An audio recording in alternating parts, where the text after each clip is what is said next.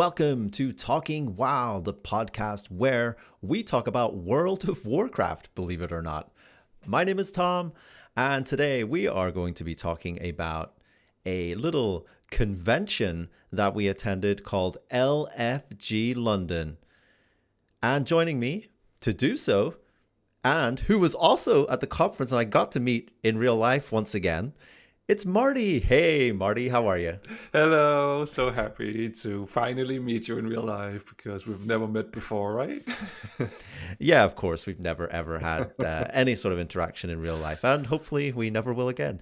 No, it was absolutely great to meet you. And if you're watching this podcast, you will see we have unmasked our WoW characters, and today we are actually real people, and that is in honor of the LFG event because, you know, when you go to these events, you're stepping outside of your character. For some people, it's stepping outside of a comfort zone, isn't it? And going to like a place with loads of other people can be quite scary, but also really, really fun. Yeah, I mean, it was really good fun, and I don't really know. I don't think I actually knew what to expect beforehand, to be fair. No, so this event was set up by a content creator called Mr. GM. You might have heard of him.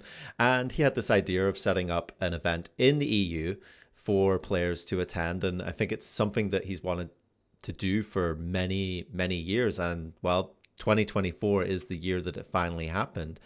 And it's interesting as well because this year as well, Marty, we've had the announcement that there's going to be no BlizzCon, you know, maybe just there's no point because there's no Warcraft expansions to announce for like 3 years. So we're not really sure where or when that is going to come back or if it's going to come back. Maybe, you know, it's just a change of direction or maybe it's just, you know, taking a break for a while. So I think there's now this space for people in the community potentially. And it's actually quite sad that it's up to the people in the community that have to do this, but there are individuals out there that are organizing these events, and we were fortunate to attend LFG London all the way in London, England, Marty. But before we get started, obviously, big important questions. Did you have an English fry-up? I 100% did on the very last day before we went home. Yeah. And you're still alive. So that's a good sign. How do you drink your tea? Are you one of these people that you put the tea bag in, then the hot water, then the milk? Or are you these people that I've heard of that put the milk in first, and then the hot water, and then the tea bag? Wait, I didn't put milk in my tea. Am I supposed to put milk in my tea? Oh my gosh. Let's move on. So yeah, this was a one-day event on May 18th, which was actually as well our 1 year anniversary of Talking WoW. So, you know, thanks, Mr. GM, for organizing the best birthday party we could ever have. That's amazing. I was like, I know that you said it and we talked about it a little bit, but on the day I completely forgot again. So when I showed up and you were like, yeah, we're doing all this and I have party hats, and I'm like, what's going on? I know, not me like traversing across London at like 8 a.m. before the event started, looking for somewhere that would sell party hats. Like that was my big main quest that morning of just like, where am I going to find party hats? It's like, I'm in London. I probably should be able to find party hats, but you know, sometimes it's just, you know, you just set yourself this expectation that you should just be able to like walk outside in London and then go to the shop next door. And it's like, yes, it's a party hat shop. It's like, no, it doesn't really work like that. But hey, mission success. We got the party hats, and I think we looked pretty damn good wearing those party hats, if I do say so myself. Absolutely. And I even love that because we did a little live stream where we had set party hats on, and we just invited people in to come join the stream, and it was so much fun to just, everybody were like, can I keep my party hat? And we saw people running around with the party hats outside and stuff like that. Yeah, we were giving away free transport at the event. So, you know, another reason why you should have been there, really. And yeah, speaking of that, we got the privilege of actually streaming live from the event as well. And the event took place at the Red Bull Sphere in London, which very impressive event, actually. You wouldn't think so from the outside because it's just like on this little side street. Mm-hmm. You open this door, you go down these like metal stairs, and you're like, where am I going? Am I going to be murdered? And then you're just in this like underground bunker full of super PCs and Red Bull and like a streaming area. And well, I say we streamed. We played a little bit of WoW Remix. I say I played a little bit of WoW Remix. Well, we played a little bit of WoW Remix because sometimes you got so caught up in talking that I had to press the buttons for you because that is true. You didn't have you did have your gaming mouse with you, but you forgot to plug it in. So I was pressing numbers to doing some attacks and we killed stuff. Is that account sharing? I don't think it is. It's so weird pressing like using the keyboard to use abilities because I haven't done that for so long. But yeah, so cool to be able to like share the space with like other streamers, and there was like a whole schedule during the day with other streamers that were streaming. And I guess a little shout out to our friend Bear from Bear's Adventures, who was also streaming in the time slot before us, and nothing happened. Did it, Mari? Nothing happened at all that would be worth mentioning. No, nothing happened at all. There was no mount that dropped. That was,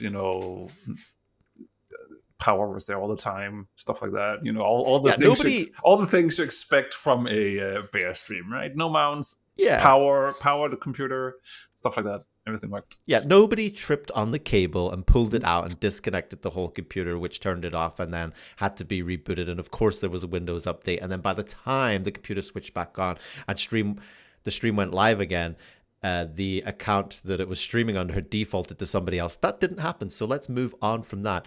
But what a wonderful experience it was, like meeting people from the community and people that you've seen on Twitch and people that you've played with in game for the first time. And I don't know if you've been to like some sort of event like this before. Like I know we've never been to BlizzCon despite our efforts of trying to make that happen. But have you been to something like this before where you get that connection with people? Not really. I mean, I've been to a convention before. I've been to the Dutch Comic Con a few years. But I mean, you go there with friends, beforehand. So I've never had it in this way where, because a lot of these people who join are also streamers that we've been talking to over the time and got to know, and so you have that a little bit of an online relationship / knowledge of each other sort of weird thing where you kind of feel like a lot of people there, even though you've never really spoken to them in real life or waved to them in real life or whatever you're doing. They're just talking heads, aren't they? They're just like this, oh, you're just a head that talks, and oh, now I can see your entire body, and you are actually a real person. That's good to know. Yeah, exactly. So it was this weird thing where you're sort of like, oh, I know these people, I can just walk up and talk to them, but you also sort of like, but that's actually streamers that I watch. They are cool people, right? So it was a weird it was weird, but in a good way. So it was. I think it was surreal. It was just also walking up to people and people like hugging you, and it's just. I found as well that people who you've connected with online, if it's through Twitch or whatever, actually found it was very natural just to keep that conversation going. It was just like, oh yeah, most people there, well, in fact, everyone I spoke to there, it was like you were just like your persona that you are online. So it didn't feel like you were a different person or you had maybe been playing a different role in your stream. It was just so natural. I'm still awkward me, even in those situations. I didn't really know what to do, and all of a sudden I was like, I don't really know what to talk about right now. But yeah, I guess this is just me. Yeah, and I mean, it's understandable. Meeting people online is not always plain sailing, but I think it is good when you have a shared interest. Something like World of Warcraft is very easy to talk about. We are a testament of that here on Talking WoW. And I don't know, I just came away from the whole event feeling like my heart was really full, and I couldn't wait for like the next event like this to take place. And I think it's very important, just that these events exist. And, you can just say, oh, well, World of Warcraft's a game, and that's what it is. And if you get like kind of caught up in everything online that happens and the drama, and you just strip that all away, and then you just go like, just look at all these people coming together with like a shared love of something and getting on like so well, and creating friendships, creating relationships. It's a really special thing. Like it really warms the heart. I mean, Um, it really is, and it is like such a special atmosphere to be in. That and because Remix had just came out around the same week, and there was some drama going on the internet with some frogs and stuff like that, and we were like just totally didn't know anything about that. We're out traveling, and we were so had such a positive experience in the WoW community, while everyone else apparently didn't with frogs or something. I don't yeah, know. I don't even I'm know just what it imagining, is. I'm just imagining like we're in this bunker in London, and having the best time, and like outside it's just like raining frogs, like the apocalypse, and we just have no clue. We're just totally oblivious to what's going on outside because we had such a good time, and it was such like a jam-packed day as well. It started like at 11 a.m. and I was there early doors to meet people. I got to meet some people as they come in as well, and uh it just I felt like I was like waiting at an airport, just like standing by the door waiting for the next person that I recognized or knew to walk in, and it was such, like I say, such a good feeling. But yeah, jam-packed day. Mr. GM did such a great job with the schedule. There was, panels there. There was a live podcast recording, not talking WoW. Nobody was ready for that. But our good friend Sean from Recruit a Friend sat down and did a interview there as well. And honestly, it was so cool just to see like a podcast live, and just imagining like what that would be like as well. I think I'd be terrified to do that. I mean, yeah, it was so good, and I think what made it even better was also that the guests were so on board. We're just sitting there doing it live, and we're actually really talkative, because that is one of the pitfalls with having other people on your podcast, is that sometimes you have to work a little bit more for it, and other times people just talk on themselves and make amazing tell amazing tales and weird stories, and this was definitely a really, really good one. So it was so much fun to see how the sausage was made, as we call it in podcast terms. Oh, and what a sausage it was. Yeah, there was also a quiz, and there was some giveaways as well, which we actually missed a little bit towards the end because we were live streaming. We were closing the show down, so that's just one of those things that, you can't be everywhere at once with, something like this. And you also can't like get around everyone to like speak to everyone. And, some people, it was like, oh, I had like a minute to like talk to them before like we were going to do something else. And still, it was just that magical atmosphere of just witnessing. Like at points I was just like standing there and watching just people like talking. There was loads of computers there. People were playing like WoW Remix. There was some people playing like hardcore classic WoW, Cataclysm. That was even someone playing League of Legends, right? League of Legends, yeah. Well, we told security about that, and we got them removed very quickly. This was not the place for that. Yeah, no, there was actually people playing like other games that weren't World of Warcraft. Not sure if that was actually allowed, but it was a gaming sphere, so I'm sure it was okay. And yeah, there was some amazing giveaways as well, which again we missed. But I know there was some very happy people with some great prizes that were actually donated by Blizzard as well. So it was really nice that actually Blizzard did endorse, not, well, I guess they're endorsing it if they're giving away things to give away. It wasn't like an official event, but it was on the Battle.net launcher as well. So, it was being promoted through those channels, which is really nice to see. Yeah, absolutely. It was such a cool event, and I think the only small downside or improvement for next year, or whatever you want to call it, could potentially be, how about an extra day?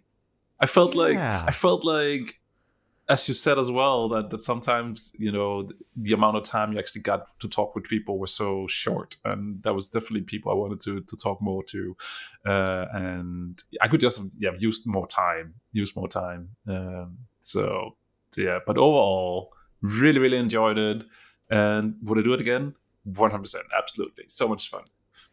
Yeah, we're just waiting now for more news about what this event could be in the future. And I think Mr. GM's almost but confirmed that it is going to be coming back in some shape or form. So if you are out there, you're a WoW player, and it's specifically probably more in the EU where we don't really have these kind of events. Obviously, you know, the Americas have had their BlizzCons, and it feels like EU has been a little bit left in the dark with regards to, you know, any sort of events like this. And again, like we're saying, it's taken, you know, content creators to start making events like this for you know, the WoW community to come together.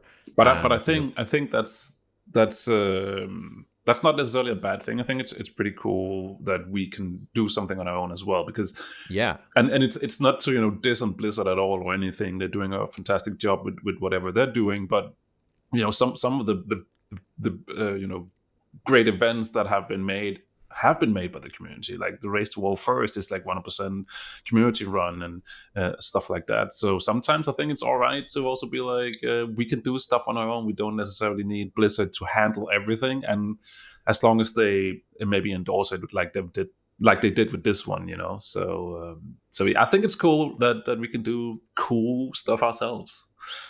Yeah, no, I mean, I absolutely agree. It's great to have this space and this place. And like I was going to say, if you're out there and you're thinking like, oh, would I like to go to one of these events? And I know there was like a lot of people at this event that they were maybe traveling for the first time. They, you know, maybe had anxiety of like meeting people as well. It's totally understandable. What I will say is give it a go. Give it a go. Like, give one of these events a go even once, because the feeling you get afterwards of just, it's almost like this happy sad of like, oh, it's over, but I'm glad I did it. And I think that sums it up absolutely perfectly, that we're just living in this high now of it, like weeks, days after, and you know, it's something that you're going to look back on and feel really good about. And you know, then you've always got the future as well to look forward to. So we are big fans of LFG London.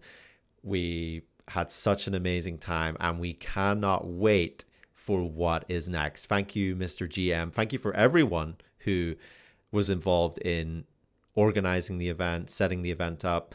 That's also us, because we did actually help a little bit. Just patting ourselves on the back there, you know. I installed WoW on some of the computers. So exactly. I mean, that was the most important job.